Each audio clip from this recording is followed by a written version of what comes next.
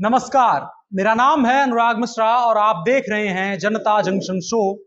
हमारा रोजनामचा यानी रोज की खबरों का हिसाब किताब। कल शिक्षक दिवस था लेकिन हम छुट्टी पर थे, सो आज उन सबको प्रणाम जिन्होंने हमको सिखाया, समझाया और जरूरत पड़ी तो कूटा भी। खैर, बढ़ चलते हैं शो में और जानते हैं दिन का हाल चाल समाचार। पहले अपनी अदाओं से फंसाती हैं, फिर लड़कों पर ही आरोप लगाती हैं। नहीं, ये हम नहीं कह रहे हैं, ये कहना है बिहार के डीजीपी एसके सिंघल साहब का। पहला तो ये कि कौन किसको कैसे किन अदाओं में फंसाता है, ये बाद की बात है। और दूसरा कि आप पुलिस वाले हैं, मोरल पुलिस नहीं। और तीसरा ये कि फॉल्स एलिगेशंस लगते रहते हैं लेकिन उनकी भी न्यायिक जांच होती है और उसके बाद बताया गया है कि अदाओं ने फंसाया था या सच में किसी ने गलत किया था। अब सवाल यही है कि अगर कोई किसी पर आरोप लगा रहा है कि फला व्यक्ति ने उसके साथ गलत किया है और वो कानून की शरण में आया है, तो कानून की जिम्मेदारी होती है कि वो उस व्यक्ति को तसल्ली दे और विश्वास दे कि अगर उसके साथ कुछ गलत हुआ है तो दोषी को सजा दी जाएगी। लेकिन ये बिहार है और यहां बहुत कुछ उल्टा होता है। तो डीजीपी एसके सिंघल ने भी सोचा होगा कि ऐसे कैसे सीधे कानून का पालन कर लिया जाए, चलो थोड़ा उल्टा खेलते हैं और आरोप लगाने वाले पर ही आरोप लगा देते हैं और केस को रफा दफा कर देते हैं। गौरतलब हो कि यह मामला जून महीने का है। दरअसल पुलिस मुख्यालय पटेल भवन के पास एक युवती पहुंची और उसने डीएसपी पर कई मामलों में गंभीर आरोप लगाए। उसका दावा है कि उसने बिहार पुलिस के अधिकारियों से डीसीपी के खिलाफ शिकायत भी की थी। पीड़िता लॉ की छात्रा है। उसका आरोप है कि उसकी शादी एक युवक से तय हुई थी पर उसने शादी से इनकार कर दिया था। उस युवक पर उस लड़की ने रेप का केस दर्ज कराया था पर पुलिस ने कुछ नहीं किया। इसी सिलसिले में न्याय के लिए वो पुलिस मुख्यालय आती जाती थी। इसी दौरान डीएसपी से उसकी मुलाकात हुई। डीएसपी ने उसे उस केस में मदद करने और एक अफसर से भेंट कराने का भरोसा देकर मोबाइल नंबर ले लिया और फिर बातचीत होने लगी। वे व्हाट्सएप पर अश्लील मैसेज भेजने लगे और कथित तौर पर छात्रा ने डीएसपी पर बलात्कार का आरोप लगाया। हालांकि इस मामले में छात्र द्वारा पटना के किसी थाने में केस दर्ज नहीं कराया गया है। छात्रा ने एसटीएफ के डीएसपी अमन कुमार के ऊपर यौन उत्पीड़न का आरोप लगाया है। इसी सिलसिले में वह बीते शुक्रवार को बिहार के डीजीपी एसके सिंघल के सामने भी अपनी फरियाद लेकर पहुंची थी, लेकिन डीजीपी ने हद कर दी। डीजीपी ने कह दिया कि लड़कियां पहले अपनी अदाओं से लड़कों को फंसाती हैं और फिर बाद में उनके ऊपर आरोप लगाती हैं। फिर वो इन तमाम शिकायतों को लेकर मुख्यमंत्री दरबार में गई और बिहार के मुखिया नीतीश जी ने उसे वापस उसी डीजीपी के पास भेज दिया जिसके ऊपर उसने अभद्र बातें और लड़कियों को लेकर गलत टिप्पणी करने का आरोप लगाया। ये खेल अद्भुत है नीतीश जी और बिहार पुलिस के अधिकारियों। सवाल पूछता हूं मैं कि अगर उस लड़की के दावे और आरोप सही निकले तो उसको मिलने वाली न्याय में देरी, सड़कों पर मिल रही जलालत और आप सबके द्वारा अपमान का हिसाब कौन देगा? और इतिहास मत भूलिए, कई उदाहरण हैं ऐसे जिनमें बड़े लोगों पर लगे अपराधों को मिटाने के लिए ऐसे पीड़ितों को ही मिटा दिया गया है। यकीन मानिए साहब, अगर ऐसा कुछ हुआ तो आपको अपनी इस बेशर्मी में डूब मरने के लिए चुल्लू भर पानी भी नहीं मिलेगा। बढ़ चलते हैं दूसरी खबर की तरफ। दूसरी खबर है बिहार के सबसे दुलरुआ नेता तेज प्रताप यादव की। दुलरुआ इसलिए क्योंकि उनकी बचकानी हरकतों को माफ करते करते अगले कुछ सालों में राष्ट्रीय जनता दल राष्ट्रीय बच्चा दल ना बन जाए।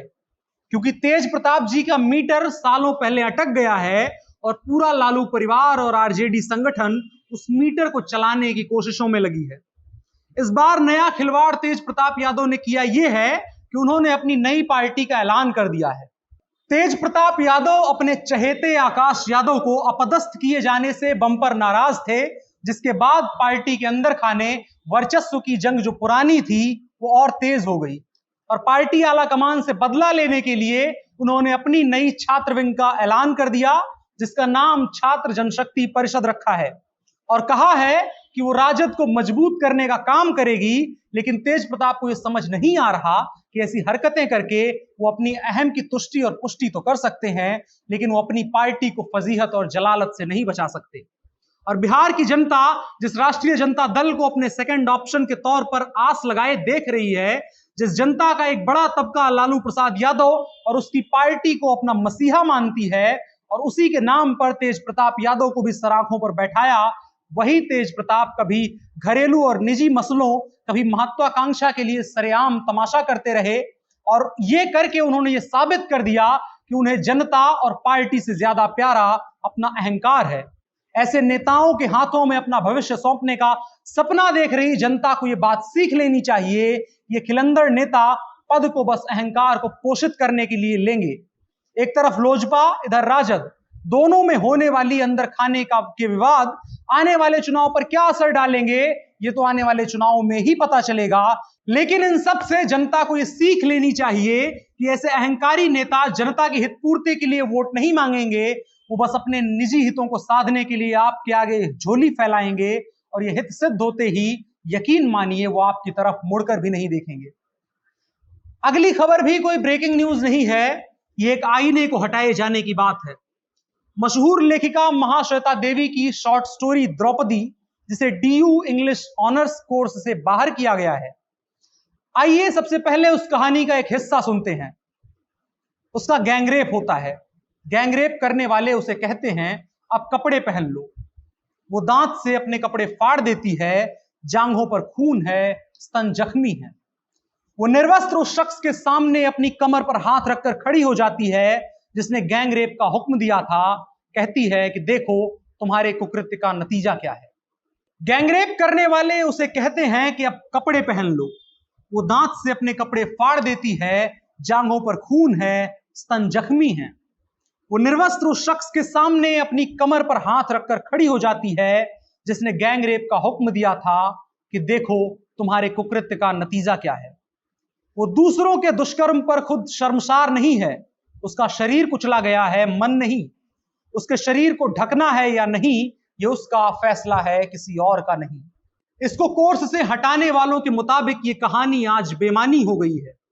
आज के भयमुक्त और महिलाओं पुरुषों पर हो रहे अत्याचार से मुक्त हो चुके समाज में ऐसी कहानियों का कोई स्थान नहीं होना चाहिए। तो मैं कहता हूं कि गांधी, नेहरू, बोस, भगत सिंह की कहानियों और उदाहरणों को किताबों और दीवारों से हटा देना चाहिए, क्योंकि अंग्रेज तो चले गए हैं, मोनार्की है नहीं, लोकतंत्र आ गया है, कोई किसी का गुलाम नहीं है। आजाद देश में ऐसे गुलामी के प्रतीकों का क्या स्थान होना चाहिए? वो आज हमको प्रेरणा नहीं दे सकते। अब आपका तर्क होगा कि नहीं, उनका रहना जरूरी है, वो हमें सिखाते रहेंगे कि जब भी गुलामी की बेड़ियां या अन्याय होना शुरू होगा तो हमें उससे कैसे लड़ना और निपटना है। तो हे मेरे महानुभावों, आपने कैसे ये मान लिया कि महिलाओं पर अत्याचार होने बंद हो गए हैं, ताकतवर लोगों का कमजोर लोगों पर अत्याचार रुक गया है? द्रौपदी एक ऐसी आदिवासी महिला की कहानी है जो जमींदारों के जुल्म के खिलाफ खड़ी होती है। जमींदार अपने कुएं से गरीबों को पानी नहीं लेते देते थे। नायिका द्रौपदी ने अपने पति दुलाना के साथ विद्रोह का नेतृत्व किया। जमींदारों की अमानत में इस खयानत पर सरकार द्रौपदी और दुलना को सजा देती है। पुलिस दोनों को पकड़ लेती है, दुलना को मार देती है, लेकिन द्रौपदी की सजा बड़ी है। अफसर द्रौपदी को सबक सिखाने के लिए उसके गैंग रेप का आदेश देता है, जिसका द्रौपदी ने अपनी तरह से जवाब दिया। आज जब ताकतवर पार्टी के सांसद पर लगे बलात्कार के आरोप में उसको कुछ नहीं होता और पीड़िता जलालत से थक हार कर न्याय की मूर्ति के सामने आत्मदाह करने को मजबूर है, जब एक सत्ताधीश पार्टी के नेता को सजा होने में पीड़िता के पूरे परिवार को अपनी जान की कुर्बानी देनी पड़ती है, इसके साथ अनेकों उदाहरण उंगलियों पर गिनने को मिल जाएंगे, तो कैसे मान लिया जाए कि वो कहानी बेमानी हो चली है? मैं व्यक्तिगत रूप से महाश्वेता देवी के राजनीतिक दखल या उन पर लगे आरोपों से वास्ता इस कॉन्टेक्स्ट में नहीं रख रहा हूं, क्योंकि वो एक अलग डिबेट है, लेकिन वो कहानी समाज की जरूरत है। एनसीआरबी की 2019 में आई रिपोर्ट कहती है कि देश में हर घंटे करीब 4 महिलाओं से रेप और हर 4 घंटे में एक महिला की तस्करी होती है। जब ये सब रुक जाएगा तो डिबेट करिएगा कि द्रौपदी रिलेवेंट है या नहीं। अगली खबर हौसला है। भारत का पैरालंपिक का सफर खत्म हो चुका है। 5 गोल्ड, 8 सिल्वर और 6 ब्रॉन्ज मेडल के साथ भारत ने पदक तालिका में 24वें स्थान पर रहते हुए सफर का अंत किया। यह भारत का पैरालंपिक का अब तक का सर्वश्रेष्ठ प्रदर्शन रहा है। भारत ने टोक्यो से पहले 11 पैरालंपिक खेलों में हिस्सा लिया था, जिस दौरान भारत ने 4 स्वर्ण समेत कुल 12 पदक जीते थे। ये उन लोगों की कभी न मिटने वाली दास्तां है जिनमें किसी का पैर बस से कुचल गया था, किसी को बिजली का ऐसा झटका लगा कि पूरा बाजू ही काम के लायक नहीं रहा, किसी का बाजू जन्म से नहीं है तो कोई पोलियो का शिकार हुआ, किसी को नजर नहीं आता तो किसी को बेहद कम दिखाई देता है। लेकिन उन्होंने एक चीज ठानी, एक चीज मानी, कभी नहीं हारना है। उसी जज्बे का नतीजा है कि आज भारत ने अपने इतिहास को एक साल में ही समेट कर उसे पीछे छोड़ दिया। इस पूरे दल को शुभकामनाएं और उम्मीद है आने वाले सालों में वो नए नए कीर्तिमान गढ़ते रहेंगे। अगली और आखिरी खबर किसानों की। तीनों केंद्रीय कृषि कानूनों के विरोध में दिल्ली एनसीआर के चारों बॉर्डर पर किसानों का धरना प्रदर्शन जारी है। इसी बीच रविवार को उत्तर प्रदेश में मुजफ्फरनगर में जीआईसी मैदान में आयोजित किसानों की महापंचायत में राकेश टिकैत ने जो ऐलान किया है उसके मुताबिक आने वाले समय में भी टिकरी, सिंधु, शाहजहांपुर और गाजीपुर बॉर्डर इसी तरह से सील रहेंगे। किसान इसी तरह से रास्ता रोककर धरना प्रदर्शन करते रहेंगे। किसान संगठनों और केंद्र सरकार के बीच बने गतिरोध के चलते फिलहाल समस्या का निदान निकलता दिखाई नहीं दे रहा है। राकेश टिकैत के ताजा ऐलान से तय हो गया है कि आने वाले समय में भी एनसीआर में रहने वाले यूपी, हरियाणा और दिल्ली के लोगों को आवागमन की मुसीबत बरकरार रहेगी। दरअसल किसान महापंचायत के दौरान भारतीय किसान यूनियन के राष्ट्रीय प्रवक्ता राकेश टिकैत ने कहा कि हमने शपथ ली है कि मरते दम तक हम धरना स्थल से नहीं हटेंगे, भले ही वहां पर हमारी कब्र ही क्यों ना बना दी जाए। गौरतलब है कि किसान दिल्ली बॉर्डर पर करीब 9 महीनों से धरना दे रहे हैं। कुल मिलाकर यही बात है कि किसानों का धरना प्रदर्शन आगे भी जारी रहेगा। गौरतलब है ये तीनों केंद्रीय कृषि कानूनों के विरोध में संयुक्त किसान मोर्चा की ओर से 27 नवंबर से किसानों का धरना प्रदर्शन चल रहा है। इसके चलते दिल्ली, यूपी और हरियाणा के लोग काफी परेशान हैं। टिकरी और सिंधु बॉर्डर पर किसानों ने कई रास्ते रोक दिए हैं, जिससे लोगों का आवागमन बाधित हो रहा है और सैकड़ों लोगों के रोजगार इसी के चलते छिन चुके हैं। खैर, आज के अंक में इतना ही। कैमरे पर मेरे साथ थे ओम प्रकाश जी। कल इसी वक्त पर फिर मुलाकात होगी। तब तक के लिए दीजिए हमें इजाजत। अपना और अपनों का बहुत ख्याल रखिएगा। शुभ रात्रि। अगर आप ये वीडियो YouTube पर देख रहे हैं तो जनता जंक्शन को सब्सक्राइब कर लीजिए। फेसबुक पर देख रहे थे तो पेज को लाइक कर लीजिए ताकि खबरों की सप्लाई लगातार बनी रहे। धन्यवाद। नमस्कार।